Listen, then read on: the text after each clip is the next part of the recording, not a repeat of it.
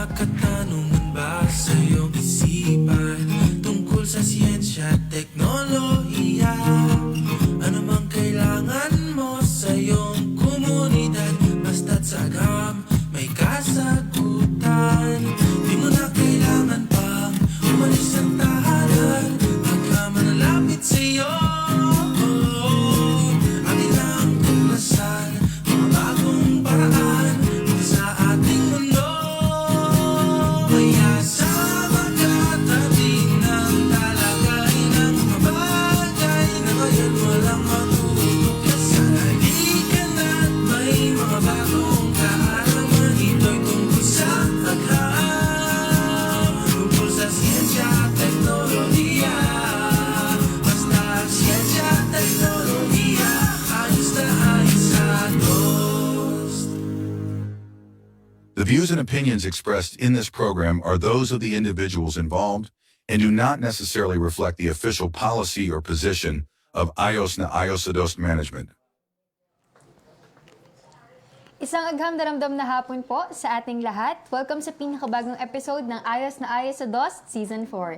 Itong programang maghahatid sa inyo ng mga makabuluhang kwentuhan patungkol sa siyensya, teknolohiya at inobasyon. Kayo'y nakasubaybay sa DOST Central Luzon Facebook page, sa Radio Agree 90.1 FM, ang official radio station ng Philippine Center for Post-Harvest Development on Mechanization of Filmic at sa Access Network Community Channel.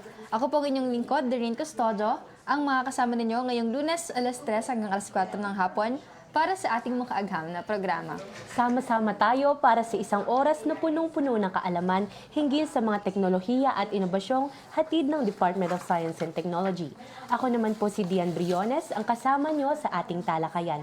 Nandito muli kami, ang inyong weekly dose of knowledge and good vibes. Dito lamang yan sa Ayos na Ayos sa DOS Season 4. Yan. Nais po namin batiin ng isang makaagham na hapon ang kagalang-galang naming Regional Director sa DOST Central Luzon. Of course, walang iba kundi si Dr. Julius Cesar BC Cat. Good afternoon po, RD.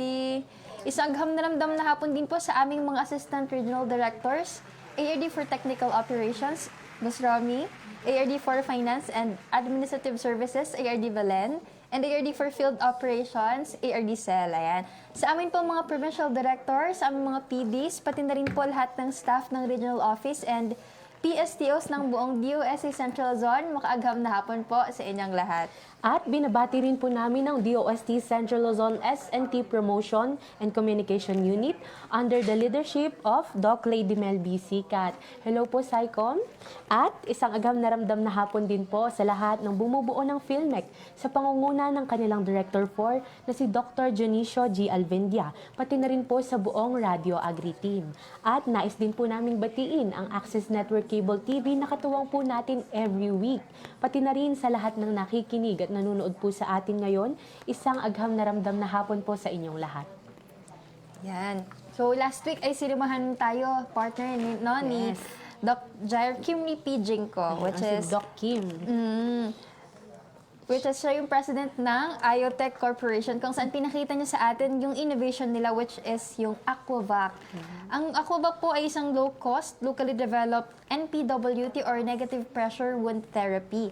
Which is, ito ay isang device na ginagamit na, or gumagamit ng safe vacuum pressure para mas mapabilis po yung maging treatment sa mga chronic wounds like diabetic ulcers.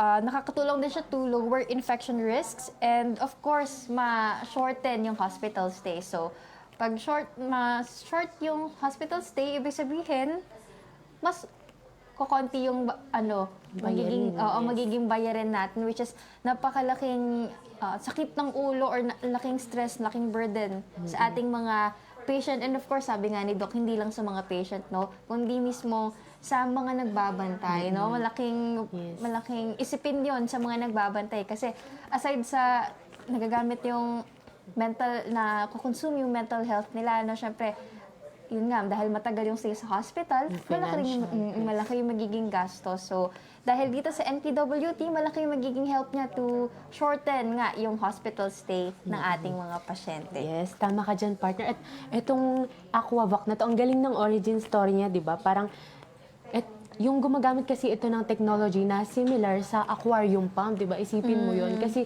parang nagsimula to sa isang discussion ni Doc Kim with his colleagues. Parang nag-usap silang ganun. Tapos parang naisip niya na ano nga bang kasi itong NPWT ay hindi naman na ito bago na like na technology, may mga ganito ng technology na gumagamit ng ganong ng NPWT, pero parang naisip niya ano nga bang kasi yung mga ganon mahal. So ano ang isang bagay na parang affordable, tapos madali Localized. lang localized, Oo. madali lang nating makita dito, tapos parang na same yung mechanics dun sa mechanism yes, doon sa parang sa NPWT na device, yung sa pump nga. Tapos naisip niya, wow, may aquarium pump. Kasi itong aquarium pump, maliit lang to. Tapos affordable nga siya. Tapos kaya niya rin gumana ng 24/7, di ba? Sa aquarium, kaya niyang, like, gumagana siya ng 24/7 yung sa mga aquarium. Tapos, dahil nga dito, ay naka-formulate sila nung idea para sa isang NPWT device.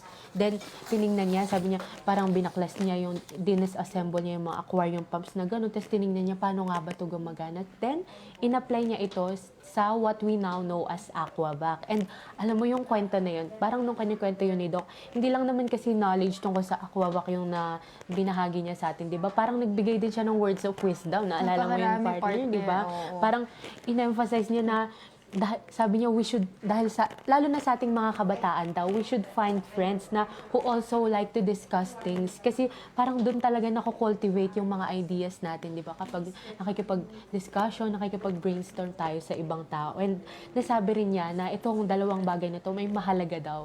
Yung pagkakaroon ng curiosity and courage. Kasi yung curiosity, parang kapag may curiosity ka para alamin kung paano gumagana yung isang bagay, doon magi-start na parang magkakaroon ka ng idea. And pagka mayroon ka ng idea, you need to have courage of not being afraid to try and fail. Ayan, sabi niya, dahil we need failure to train us for success. Wow, di ba? Very inspirational ang Yes, partner. Tama ka din. And yun nga, gaya ka ng sabi mo kanina, no? Yung choose your circle wisely, choose your friends wisely. Kung kanino mo nilalaan yung marami mong oras, lalo nga, in-emphasize talaga niya sa mga kabataan. Kasi nga naman, tayo raw yung next generation na magtutuloy kung ano yung nasimulan ng, or mas ma-improve pa yung mga innovation na pwede nating ma-innovate, ano? So, ayan. And of course, aside from choosing the circle wisely, choose your spend your time wisely rin. Sabi niya, instead of doom scrolling, pwede kayong makipag-discuss sa friends nyo while eating, while going out. So, ayun, yung mga aral na tinuro or iniwan sa atin ni Doc Kim. And partner, hindi dyan nagtatapos ang ating medical tech innovations. Kung healthcare and advanced diagnostics din lang kasi ang pag-uusapan, alam mo ba na meron tayong tinatawag na laboratory na halos kasing laki lang ng isang baso, isang mug, di ba? Yes, tama ang rinig niyo mga kaagham. Mula naman sa DOST TAPI, meron tayong local molecular device na talagang nagpapadali sa pag-detect ng mga sakit, which is, yun nga, supported siya ni DOST TAPI, ano? So, para mas makilala pa natin ang inobasyong ito at ng kwento sa likod ng pagbuo ng innovation na ito, pakinggan po natin at panoorin ng isang maikling audiovisual presentation. I was wondering, how long does it take to get lab results? In most parts of the Philippines, lab testing could take days or weeks. To this day, there are many Filipinos who do not have access to laboratories and medical specialists. And this long delay can be dangerous. Diseases can quickly worsen without proper diagnosis and timely medical intervention. Sadly, this gap in the health sector has been around for years. Could there still be a way to bring the lab to our communities? Yes, definitely. We have the 2.0 by Manila Health Tech Incorporated. It's a portable, mug-sized molecular diagnostic device. What kind of diseases does this device detect? With Liam 3.0, we can strengthen disease surveillance and outbreak response for diseases like dengue, leptospirosis, and other infectious diseases. That's nice, but how does this device deliver lab-grade accuracy? Liam 3.0 uses isothermal technology and it also features an onboard optical detection system, wireless connectivity, and AI-enabled multi-disease panels, so you can expect accurate results in less than an hour. And was this already tested in the field? Of course. Liam 3.0 has been validated through several field deployments and clinical settings across the Philippines. This is science within reach, technologies simplified, and diagnostics without borders. This is Philippine Now, Philippines' new opportunities worldwide, activating innovations from within.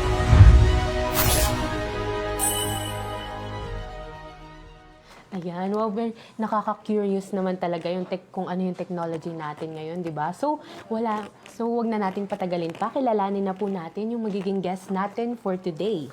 He is a Filipino molecular microbiologist and infectious disease specialist with training from the University of Santo Tomas, De La Salle Health Sciences Institute, the University of the Philippines, and the University of Virginia. He has led pioneering research in infectious disease diagnostics, including the award-winning Lab in a Mug platform and the development of the Biotech M Dengue Aqua Kit and the locally developed RT-PCR kit for SARS-CoV-2. And as former director of the National Institute of Molecular Biology and Biotechnology and the founder of Manila Health Tech Incorporated, the first UP Health Biotechnology spin-off, he has advanced local health innovation. His contributions have earned numerous national Presidential Lingkod Bayan Award, recognition among the top 100 Asian scientists, the Alberto G. Romualdez Jr. Outstanding Health Research Award, and the Bio Asia Individual Award. Wow, very decorated pala ang guest natin for today. Kaya naman po, wag na po nating patagalin pa. Sama-sama nating i-welcome ang CEO and President ng Manila Health Tech Incorporated, Dr. Raul V. Destura. Ayun, welcome po, Doc. Good afternoon po. Hello po, Dr. Magandang Raul. agham sa lahat. Thank you, Diane and Lorraine, for the kind invitation to join your show today. Yan, thank you din po. Thank you so much po, Doc. Ayan, welcome po sa Ayos na Ayos sa DOS. Ayan. Ay, kamusta naman po kayo ngayon, Doc? It's been a very busy month. No, I just arrived from the BioAsia meeting to present the Labinamag sa Asia Pacific region. No? So I'm very thankful that the government has supported the sharing our technologies, no, to the ASEAN market, and also from the London Tech Week supported by TAPI. No? So we're very thankful na nasa global stage na ang mga ginagawa natin sa Pilipinas. Congratulations po. Ayan, unang basa ko pa lang po sa pangalan ng device, Lab in a Mug, na curious na po ako kung ano ba to, kasing laki ba to talaga ng mug or itsura ba niya mug? Kung mag ba talaga siya? Oo, nakita natin sa AVP na meron talagang parang tasa kasi nga meron pang hawakan, may Oo. tenga dun sa gilid. Yes. So, literal po bang kasing laki po ito ng isang coffee mug? And paborito niyo po ba ang kape, Doc? Kaya po dito niyo po nakuha yung inspirasyon. Well, of course, majority of us who burn the midnight oil always looks for coffee, no? But it's really dawned on us when the first design came out. It's about the size of a Grande Americano cup, no? Where you can actually use that. And then, nag-evolve siya into the second version. And then the client was looking for the original design. So, yung pangatlong iteration, ginawa na talaga namin siyang itsurang mug. Thanks to a very an emerging startup company from the Ateneo Group, no, called Ansilo. Sila yung kinuha naming partner to design the third version of the Lab in a Mug unit, to pay homage to the wording na Lab in a Mug. Second, to send out a message that in order for our biotechnology industry to prosper in the country, we should help each other out. No, so even if we are not as highfalutin as the multinational companies, we wanted to share the little resources we have to let other startup company also hold its footing, no, in the Philippine landscape. So itong Ansilo company run by scientists from the Ateneo group, they're really amazing young scientists and engineers in the group, and they're also very visionary. So we asked them to redesign the third version kasi gusto na namin mag-shift from an analog unit to a digital unit. No? So sila yung nag-interpret ng mga gusto namin maging bagong feature ng unit. So, sila rin yung gumawa ng mock-up model that we have used, no, at the London Tech Week and at the BioAsia conference in Taiwan. So, hopefully by the end of the year, the unit prototypes will be ready for scaling up na. Wow.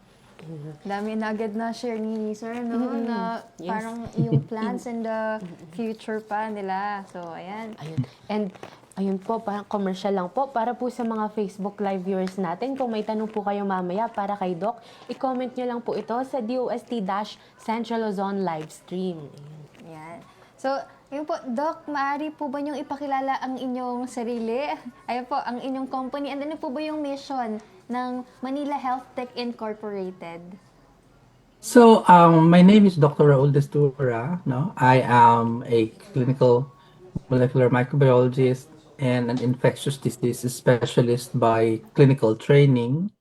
But I'm also a a researcher in the area of diagnostics and artificial intelligence. So, the company Manila Health Tech has been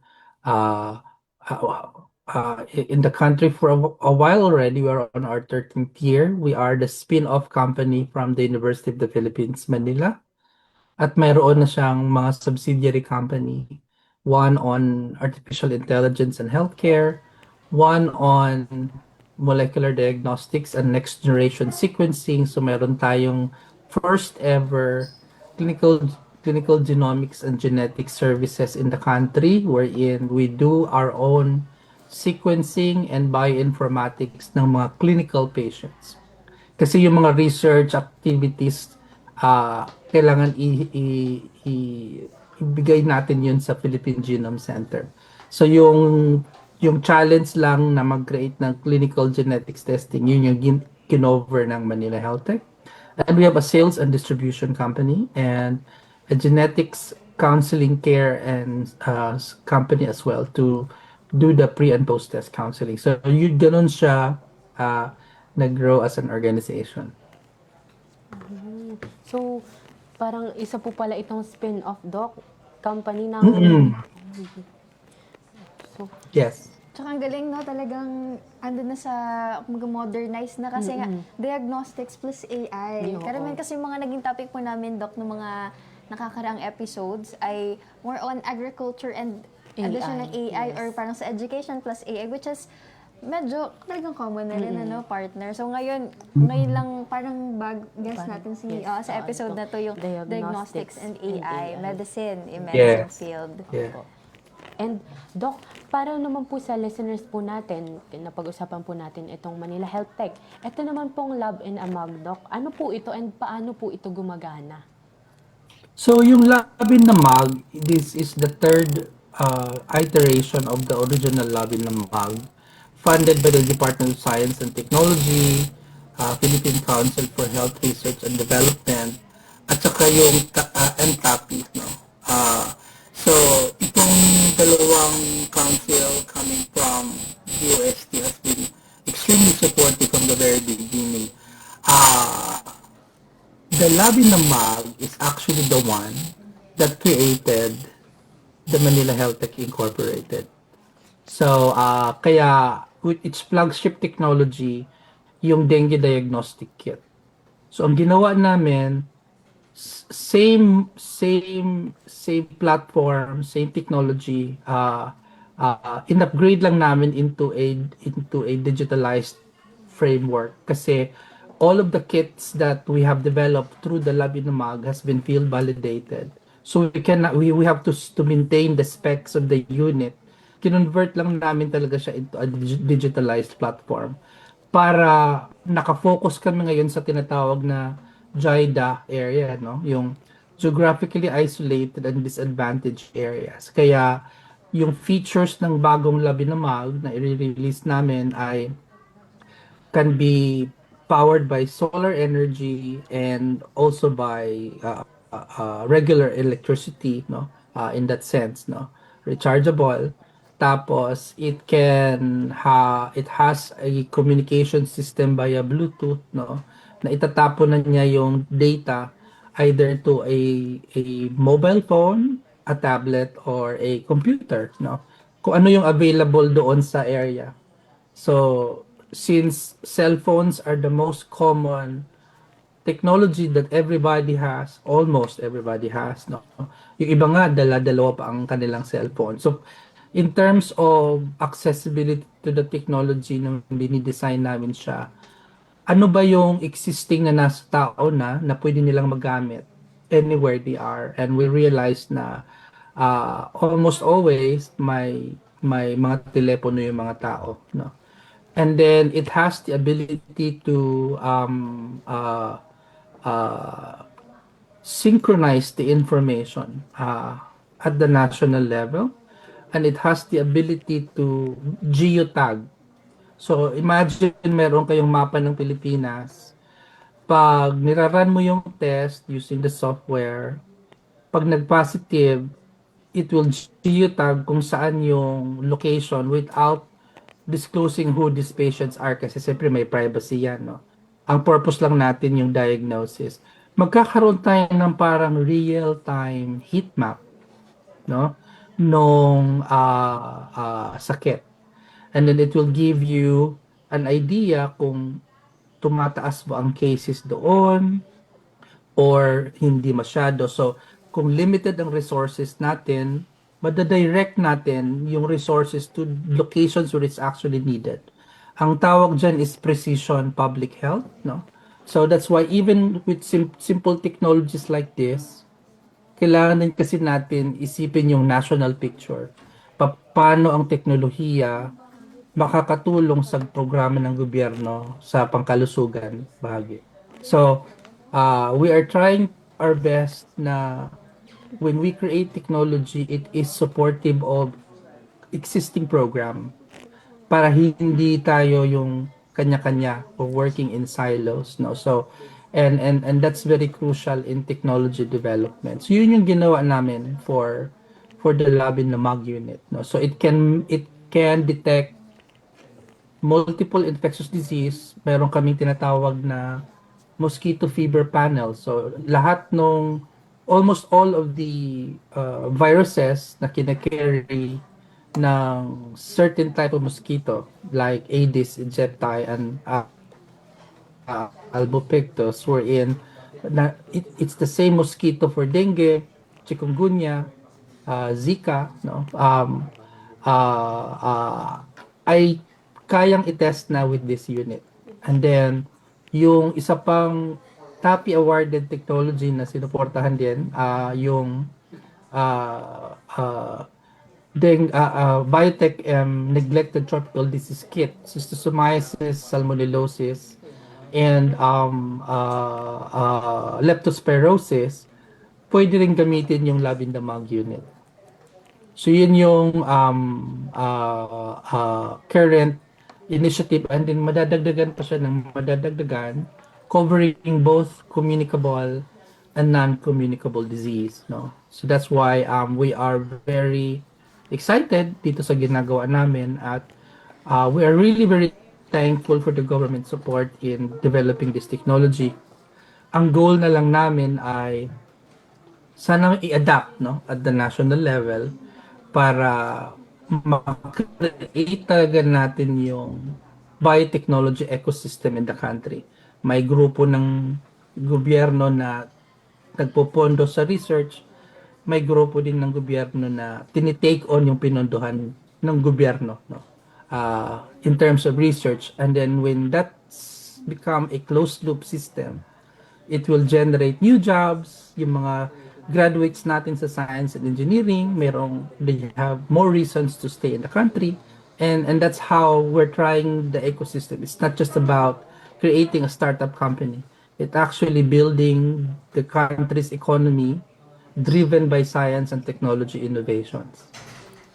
Ayan, Daldal ko, no? Ang dami kong sinasabi. Isa lang yung tanong. Oh, sorry. Hindi, ang daming purpose, ang daming layunin ng technology or innovation nila, Doc. And isa sa natuwa ako yung sa geotag, hindi kailangan, totoo naman, hindi yung sa pagpapangalan ng patient. To which yun nga, i-geotag nila para malaman kung ilang cases na ba yung dito sa lugar na to. To which very helpful siya, lalo, yun nga, nabanggit nga ni Doc, no, merong yung dengue, chikungunya. So yung mga ganong kaso, inaalam talaga kung saang location kasi nga, ayun, para ma-prevent, para kumbaga, ano yung lugar, magkaroon ng intervention doon sa lugar para malasan yung mga ganong case. Which, yun sa dengue talaga, yun talaga, lugar talaga yung unang inaalam, ano? Gulat nga ako kasi nung parang akala ko lang umpisa, parang ano lang to yung sabi nga ni si kanya-kanya na 1, 2, 3, kanya-kanya. Parang kapag may ganito ka ay gagamitin mo lang siya as diagnosis sa parang sa sarili mo lang, pang sarili. Pero pwede pala, yun nasisync pala yung data niya, di ba? And on a national level. So, ayun nga, very useful talaga siya, lalo na sa yung sa panahon na may mga yung kumakalat na ano, kapag siguro viral itong disease na to, ganun. Very useful talaga itong lab in a mug nga.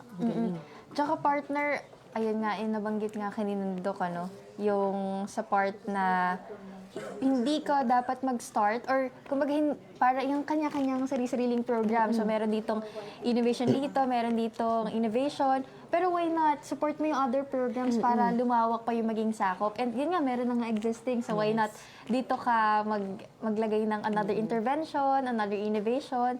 So yun yung kanto ng Love in a Mag. So ngayon po, Doc, ano naman po yung pangunahing layunin po ng innovation po na Love in a Mag? Well, ang main purpose talaga namin dito yung tinatawag na creating access, no? Accessible technology to yung pinaka-powerful na platform na naimbento ng tao, no? Ever. Ito yung molecular amplification technology. Ina-address kasi nito yung problema with yung mga lateral flow test, yung NS1, yung mga ganyan. O.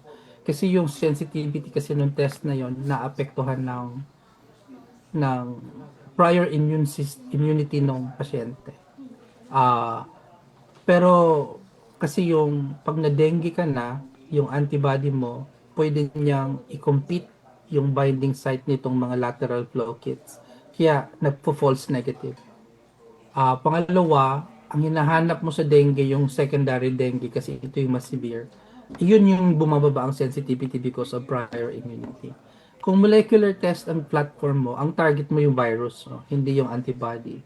So, nami-maintain yung sensitivity regardless kung primary or secondary dengue. That was the layunin of this technology, no? To address that diagnostic gap and then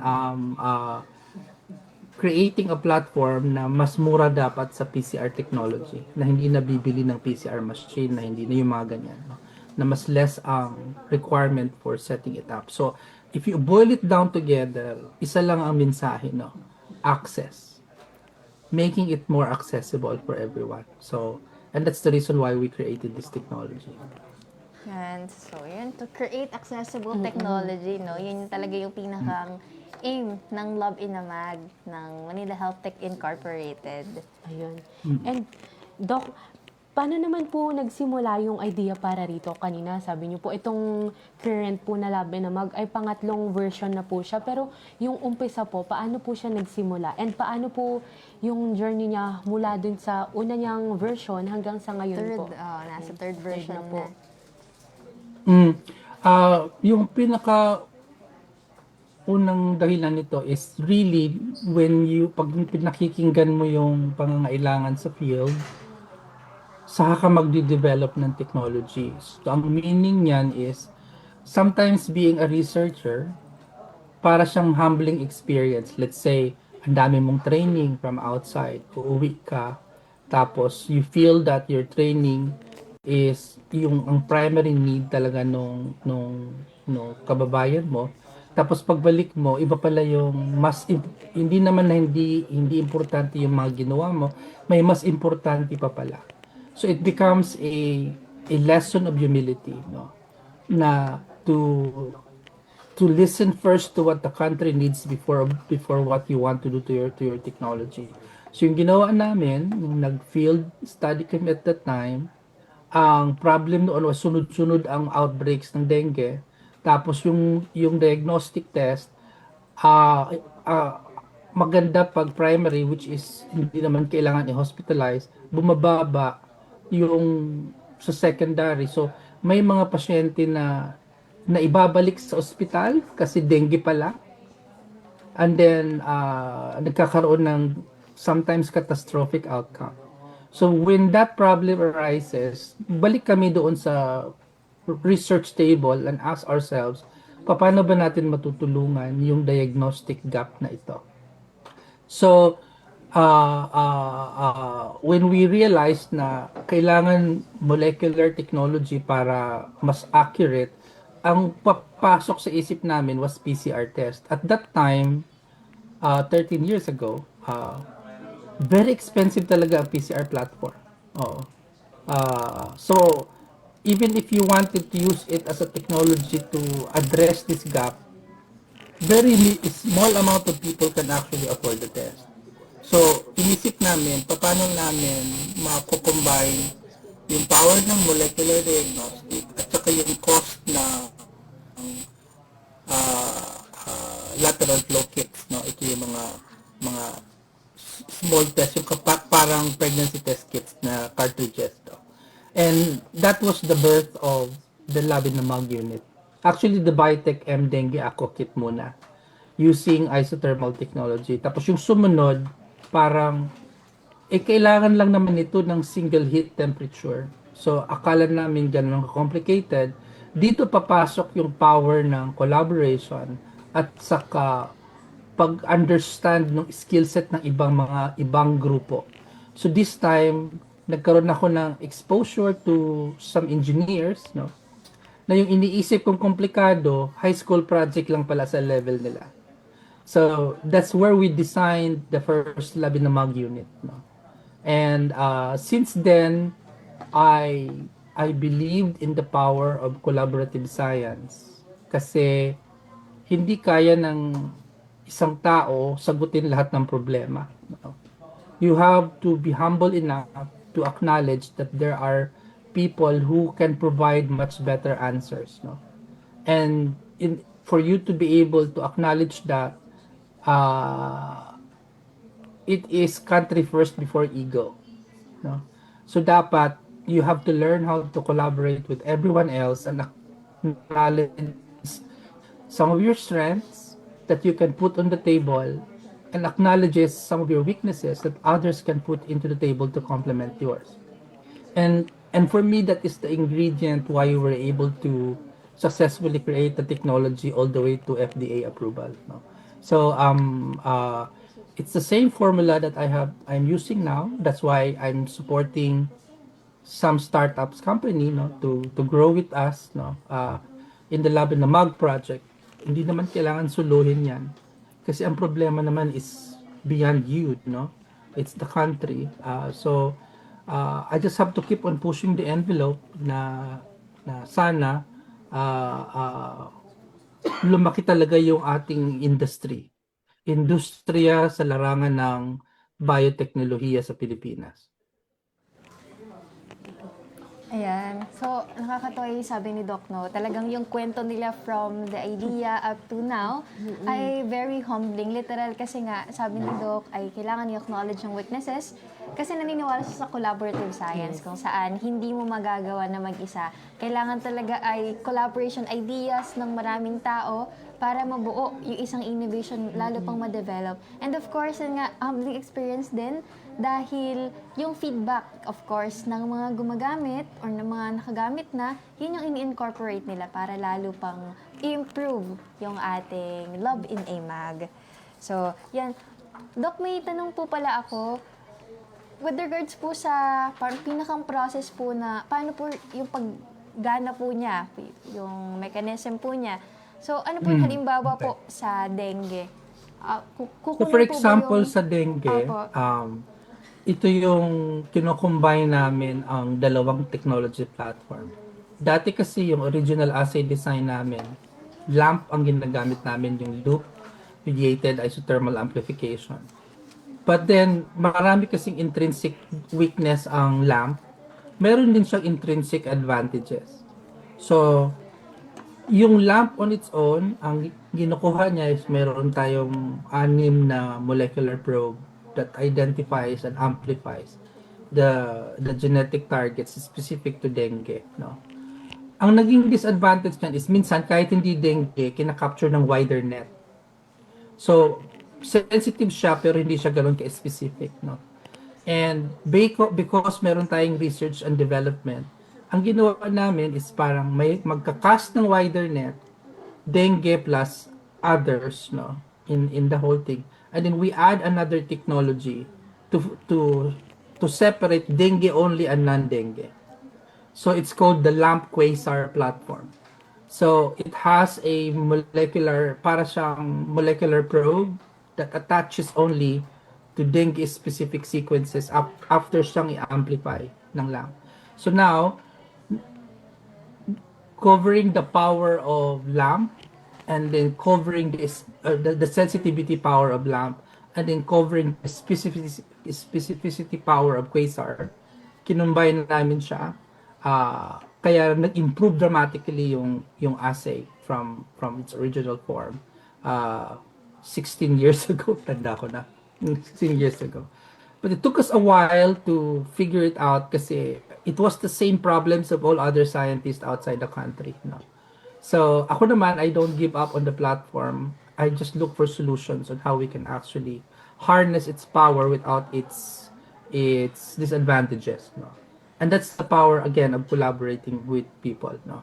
And then to the point na na-develop talaga namin yung expertise and skill sets on isothermal technology. Mga Pinoy scientists, young kasi edad ninyo, no? Who are well-versed now in designing and developing these platforms than ever before, no? And then, so, i-amplify siya, mag-generate siya ng fluorescent signal. Yung original is, meron kaming LED trans-illuminator na kami rin yung nag-develop kasi yung imported version, 30,000.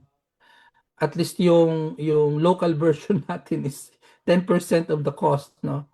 So, binabasa siya pag umiilaw yung tube by dengue, pag hindi umiilaw, walang dengue. Pero ngayon, ang ginawa natin na third iteration, instead of visually reading it, no, yung Labinamag version 3 will read out the fluorescent signal and convert them into a digital data, and then it will create a curve and a numerical cutoff. So hindi na mababawasan na yung visual reading bias ng technologist kung umiilaw ba o hindi, umiilaw ba o hindi. So yung mga gray zones mababawasan because it will be read as a digital cutoff non-numerically.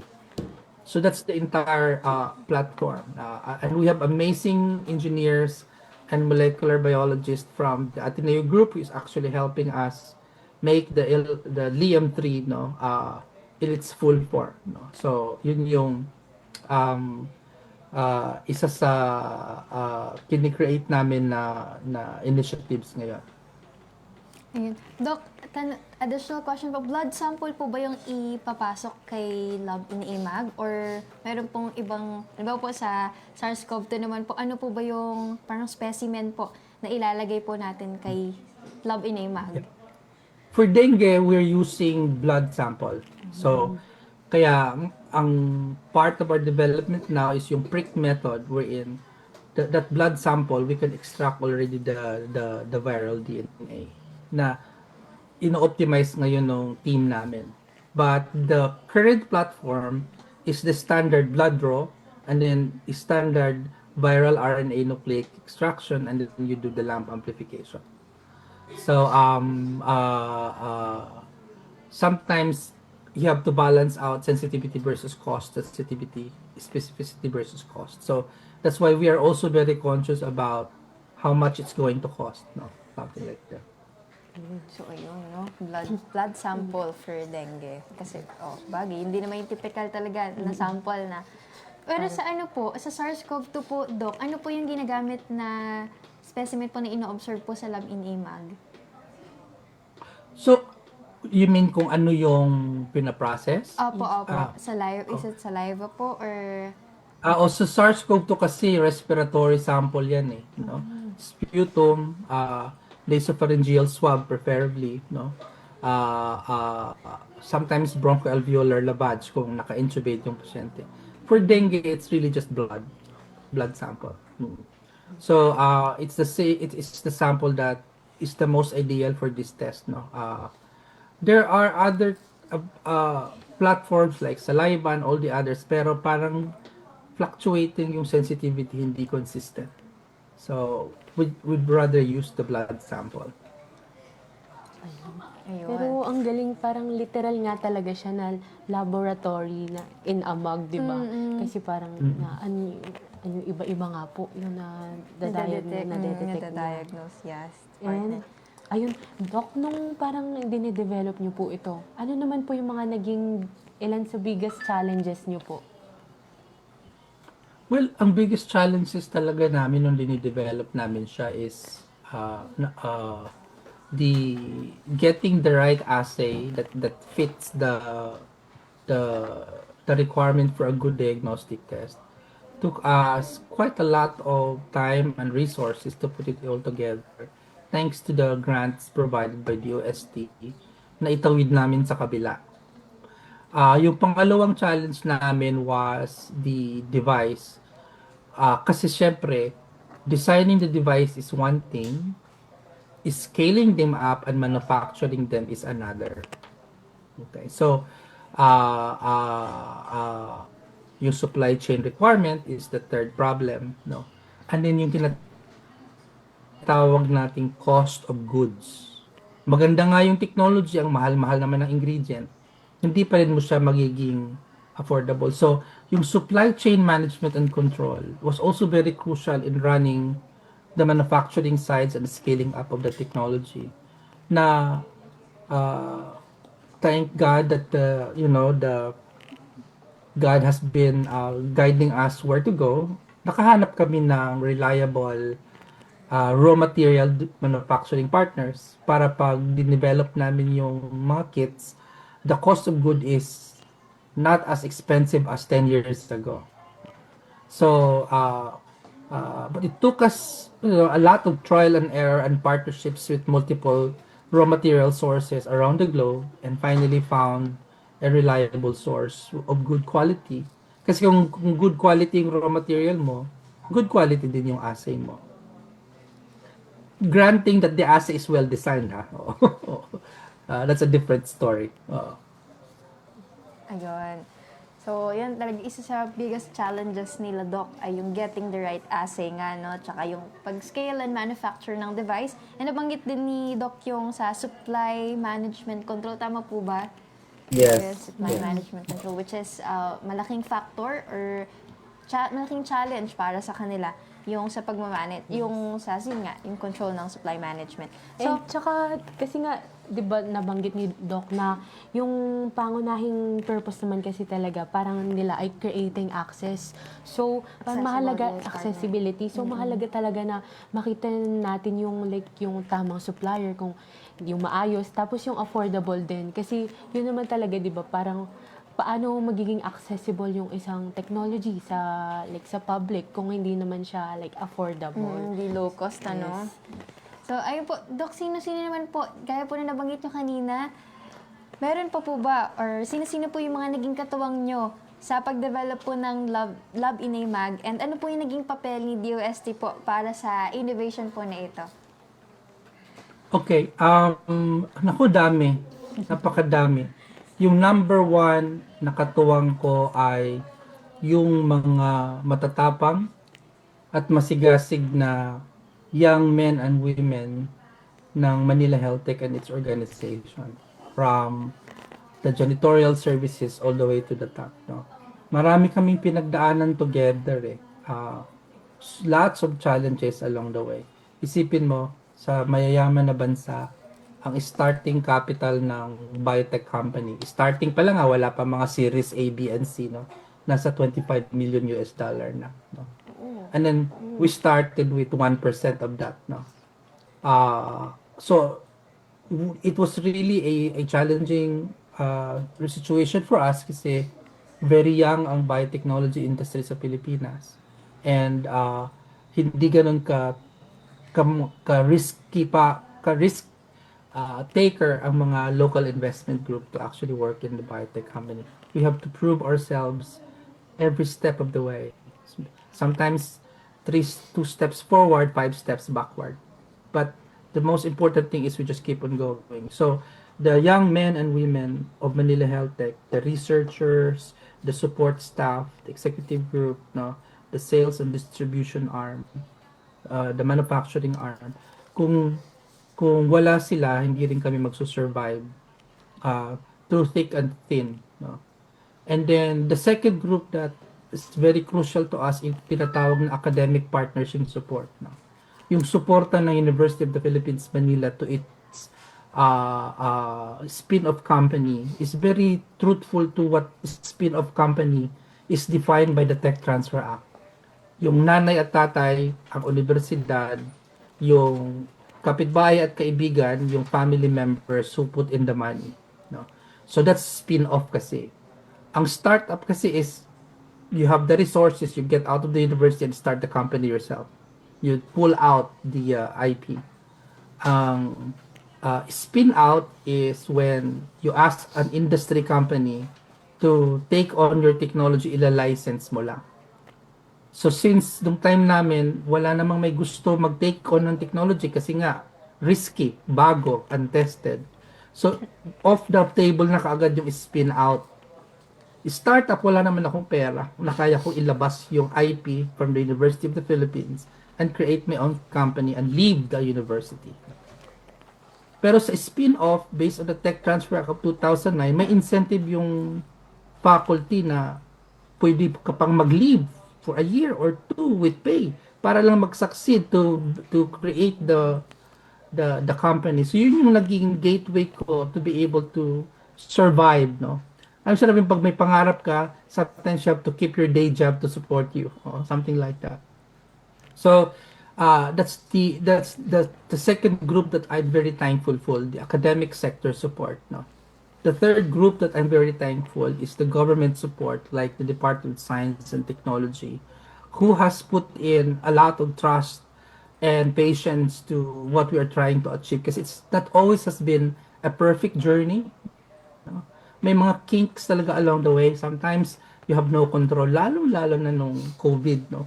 Na yung pag-o-order mo ng reagents while doing your research work, nakakabaliw, no?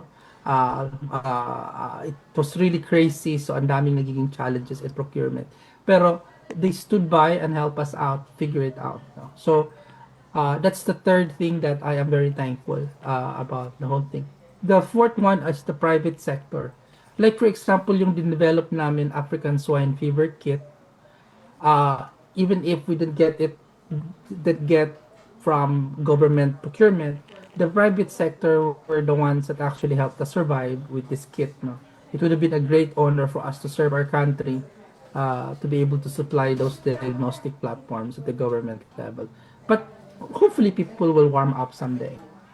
But the impact kasi niyan is if there are huge support from those agencies, they are not only helping build the biotech, they're actually going to help create jobs now and stability and growth of the local biotechnology industry in the country. Na pag nag-grow, yung private sector outside the country would say, bakit pwede na tayo maglagay ng investment sa Pilipinas? Kasi yung local biotech nila may takers. And then it brings in the cycle of innovation within the country, including foreign investments. Kailangan lang talagang may makaintindi beyond a very narrow lens, that very short-term thinking na if they are really interested for our country to grow economically wise, sometimes people need to think beyond their term. Kasi sometimes the investments and support is for the long haul. So the private sector, I am very thankful for that. So, and then of course, the last one is yung mga kababayan natin. I remember during COVID times, they rallied behind us to support us succeed, despite of our challenges being a very small biotech company. So there are so many things I am very thankful for that I don't have time to dwell on the difficult parts. No? So you just have to keep on moving, no, and moving. And reality check to those startup, please do not be disheartened when things are so extremely difficult. No, there will be, if it's your time, the one up there will send you the right person or persons, no, to help you move to the other side. No, so um, uh, kaya I am very passionate about what I do, and I'm very thankful that you guys are giving us a voice, no, in this area. And all I'm asking is for for all of us to give our Filipino scientists and engineers a chance to serve their country on the things they love doing the most, which is S&T and innovation. So, yun, para akong pare, ang dami kong sinabi. Oo. Indeed, no? It is a collaborative science. Kasi ang dami naging partner nila, sir. Sabi nga ni Doc, no? Yung unang-una, yung Manila Health Tech Incorporated, yung mga young men and women. And of course, the academic partners, the government, and also private sectors. And lastly, of course, the Filipino citizens. Ayan. And kita mo talaga yung passion. Kitang-kita po namin yung passion niyo, Doc, and yung parang Yun yung sabi ni Doc, ang dami niya nasasabi. Yun nga, doon natin isa sa proof lang talaga yun. na parang ano po talaga pa, binuhos niyo po yung your everything dito po sa project na ito. And nakikita rin po yung pagiging grateful ni Doc sa lahat ng sumuporta sa kanila. Pati nga sa mga Filipino people, di ba? Totoo. Nag-ano po sila, sinuportahan po kayo, lalo po nung COVID po, Doc. Pandemic. Nung pandemic yes. po. Yeah. Wow. And, Sige, partner. ayun, Doc, sa ano naman po, yung sa, sino naman po yung mga pangunahing makikinabang po sa technology po na ito? Ang number one talaga na magbe-benefit ay yung vulnerable population. Ito yung may mga high density areas where mosquitoes are actually thriving. And then the risk of developing the disease is high. Ang goal kasi natin is confirmatory test. Yung mako-confirm kaagad na mayroong dengue with certainty, no? And if that's the case, tapos mabilis yung reporting, mas mapapaaga yung intervention and control. Kasi mayroon ng formula ang DOH on how to combat dengue. Pwede lang, with getting this kind of information early, pwede nilang ma-intensify yung control para ma-reduce yung outbreaks and in certain areas na high density population at very high ang mosquito burden. So, yung pangalawa na vulnerable dito, yung children, no? Sila yung hindi maka-adjust sa rapid shift ng body needs, no, to maintain your blood circulation in the presence of dengue. Sila yung vulnerable to go into dengue shock, to dengue failure, and even deaths. So, ito yung mga tina-target natin na sana kahit papano makatulong tayo na ma-reduce yung mortality burden ng disease. Kasi wala pang gamot, wala pa tayong bakuna na ginagamit locally. Sa mga pagsusuri, ang single most important factor in improving outcome and survival is early detection. Kaya itong technology na to is most powerful when used between 0 to 5 days of illness. Wherein this is actually the one that is the window period for diagnosing the disease para makapag-early intervention tayo. So that's why it fits the bill. And all it takes is really just to test it out. Ayan. Nabanggit ni Doc na it's a confirmatory test. Tanong ko po, Doc, kung ito po ba halimbawa po, nailagay na po yung alam mo, blood, tapos nagkaroon na po ng, may result na pong inilabas si Lab Inimag, ano po yung next doon?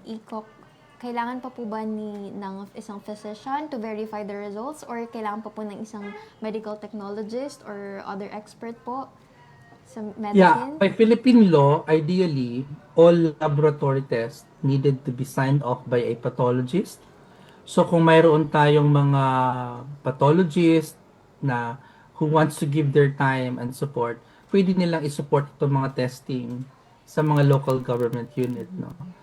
Minsan ang nagsa-sign off ng result is a medical technologist and then followed by a pathologist, just like. Kaya lang ngayon, because of access, medyo difficult ma-implement yung ganyang mga policy kasi nga maraming may sakit, kulang ng pathologist that can handle all of these needs. No? But there is kasi a program created by the Department of Health to make the diagnosis more accessible at the local government unit. No? So hopefully between DOH and LGU, no, ma-incorporate siya into the testing protocol. Yan. So sa mga nakagamit naman po ng Lab Inimag, ano po yung naging feedback po ng mga patient po natin? Well, ang nakaka-heartwarming ay yung return orders, no, to do that, no. It would have been nice kung mas madami, no, but at the very least, I would, I'm very thankful for certain regions, no, who actually accessed our technology, no, and hopefully we can move further, no, with our platform this year and the subsequent. So we have programs to actually collaborate with local government units to actually make it more accessible to most. And Doc, ito pong Lab Inimag, may mga natanggap po ba itong recognitions, milestones, or achievements throughout the years po? Actually, medyo madami-dami rin, local and international. Locally, naging Gawad Dagisik Award siya, no? By TAPI. And then, Outstanding Technology and Innovation, siya din yung dahilan that created technology. And then, the technology for Presidential Lingkod Bayan, no, is also part of that. No. Internationally naman, it won a gold medal in the International Invention and Exhibition in Geneva. And then it passed the ASEAN NDI panel of innovations. I think, I remember it correctly, there were like 28 technologies presented by the ASEAN group. Dalawa lang ang pumasa, one from Indonesia and one from the Philippines, and that is the dengue diagnostic kits. No? So parang we really did our homework to create something that is worth Filipinos' utilization. So, but we are continually raising our flag to champion technologies developed by our local scientists and engineers. No? So, yeah, so marami rin siyang recognition is specific to the Lab Inimag, no? In this case. Sobrang dami na rin po pala. Parang nag-iisip pa si Doc para alalahanin lahat, di ba? So, parang sobrang dami na nga talaga. And international pa, di ba? Very impressive yung mga naging achievements nila, Doc. So, ayun po, ayun naman po yung kasunod na hakbang and plans niyo po para po sa technology and of course dun sa kabuuan po ng inyong company in the, say, 5 to 10 years from now po. Well, we have completed what we call vertical integration programming. Ito yung kini-create namin yung environment para maging sustainable kami later on, as early as we can. That's why we have an AI system, we have a distribution system, we have a manufacturing system, we have a diagnostic laboratory services system, and then we have a research and development arm. There is a reason for that. because the end goal really is integrative technology. Ito yung pinagsasama-sama mo yung strength ng bawat technology platform and bring it all the way down to the primary care level.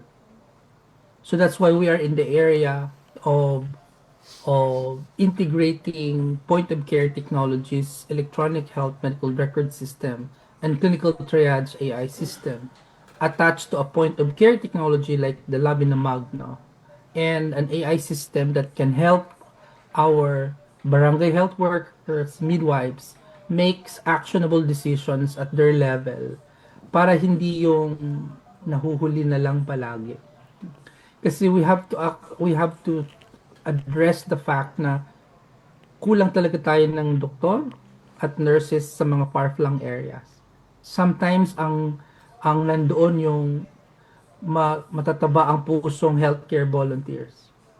Kaya lang, sometimes they are limited because of their skill sets and training.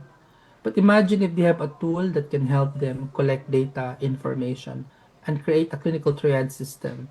Saying na when you input the information, they are trained to do so. Sabihin, kailangan ito dalhin sa tertiary hospital ngayon.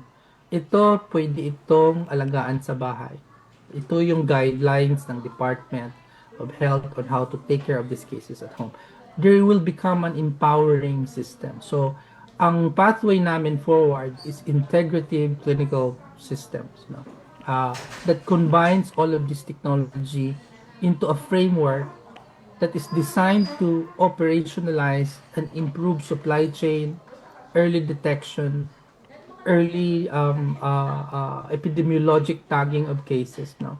Ang goal ko talaga is parang bigyan ng as many tools as we can sa ating government, no, Department of Health, DILG, para lalo pa nilang mapagserbisyohan yung kanilang constituents, no. And if we can, because I cannot be a mayor, I cannot be a senator, I cannot be, but I can certainly be a scientist. So which means that I have to do my part, no, to create those technologies that they may need, no, to serve their country and their constituent. And that's the role I'm willing to play, no, in this case. So that's the forward direction of the company in this case. Integrative Clinical Diagnostic Platform. Yan, talagang yung Clinical and Public Health Diagnostic yes Platform. Po. Long-term plan nila, Doc, is talagang to help the marginalized and, of course, yung most vulnerable sectors of the country. Yes. No? And Doc, sa mga interested naman po sa technology na ito, saan po sila pwedeng magtungo or sino po yung pwede nilang kontakin? They can send an email to talk to us, TALK number 2 US at manila-healthtech.com. So, ayan po, para po sa ating mga Facebook Live viewers and also listeners, itatype po namin sa comment section yung contact details po na pwede nyo pong kontakin sa Manila Health Tech Incorporated. Ayan. So, Ayun, may comment po tayo dito mula po sa isang viewer from Ma'am Ems Castillo Grande po. Congratulations po, Dr. Sir RVD. We are so proud of you po. Thank you. Salamat. ayan. So, meron po lang po tayo dito isang question, Doc. How does it differ? Paano raw po ba, wait, check natin. Paano raw po naging iba yung Lab in AMAG dun po sa typical na ginagamit na pang-diagnose, or how does it differ? Paano po sila naging similar? Okay. So, yung platform namin, ang pinsan yan is PCR. So, to simplify. Yung NS1, IgG, IgM, ang platform yan ay antibody at saka antigen detection. Ito ang itsura niya yung parang pregnancy test, yung may mga linya-linya. No? Ang similarity nila is both are used to diagnose dengue. No? Ang difference nila is yung sensitivity. No? So, kung mayroon kang dengue, first time ka pa lang nagka-dengue, yung NS1 test will work very well. Mataas ang sensitivity. That's primary dengue infection.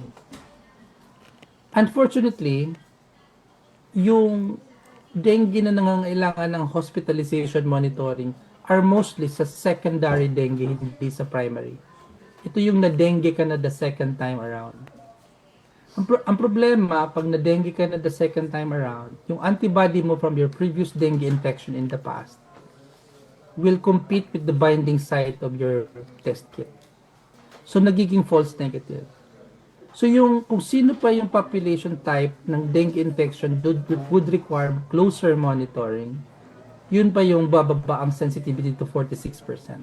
But, people will not talk about it. They will harp on the much higher sensitivity of the primary dengue infection. Sige, for business purposes. Sa PCR naman, hindi apektado yung primary and secondary dengue because you are not detecting antibody response or antigen response. Ang dinidetect mo, yung viral DNA, RNA. So, regardless whether it's primary or dengue, if you have it, it should test positive. That's the power of PCR technology.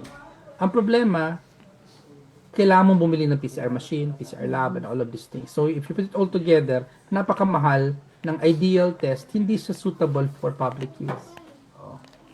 So, kaya sa amin, ang iniisip namin, paano natin mako-combine yung affordability ng lateral flow test at yung sensitivity ng PCR. That's why we have the lab in the Monk unit to hopefully get the best of both worlds.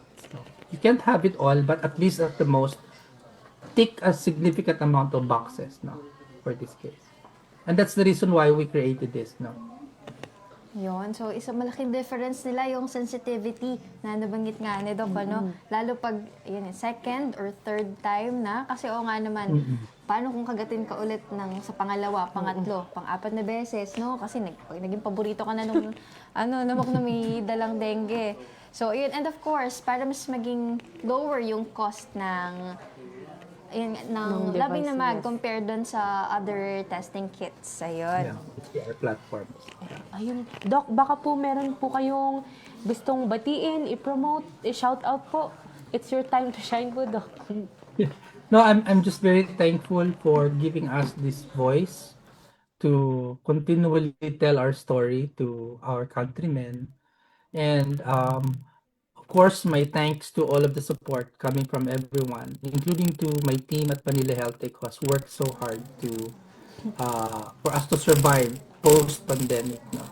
And at the end of the day, we're always thankful to the one up there who knows what is best for us, and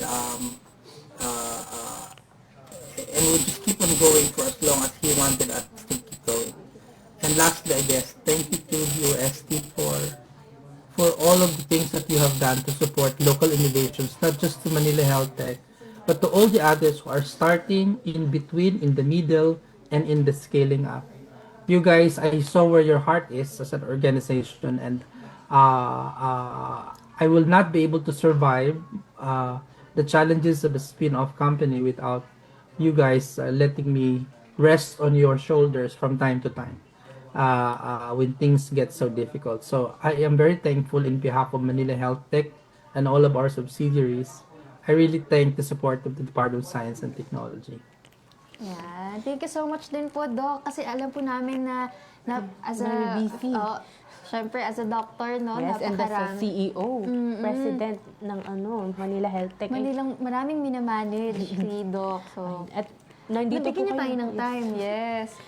And na-share niya, of course, na-share niya kung gaano siya ka-passionate. Also sa kanyang field, sa kanyang innovation, Doc, kitang-kita po namin. At for sure, ramdam din po ng ating mga viewers and listeners yung inyong passion for this. Nawa po, Doc, ay malayo pa po ang marating ng Manila Health Tech. Marami pa po ang matulungan ninyo ng Lab and Amag po, Doc. And maraming salamat po Thank you ulit. so much po, At Doc. marami pa kami kakaining bigas to get to where we want to go. Ay, ang dami nang pinagdaanan, ang dami na nilang na-survive. And of course, maraming taon pang darating para doon sa innovation. And of course, mas marami pang maging beneficiary nitong technology na innovated ng Manila Health Tech Incorporated. And of course, through the leadership of Doc Raul.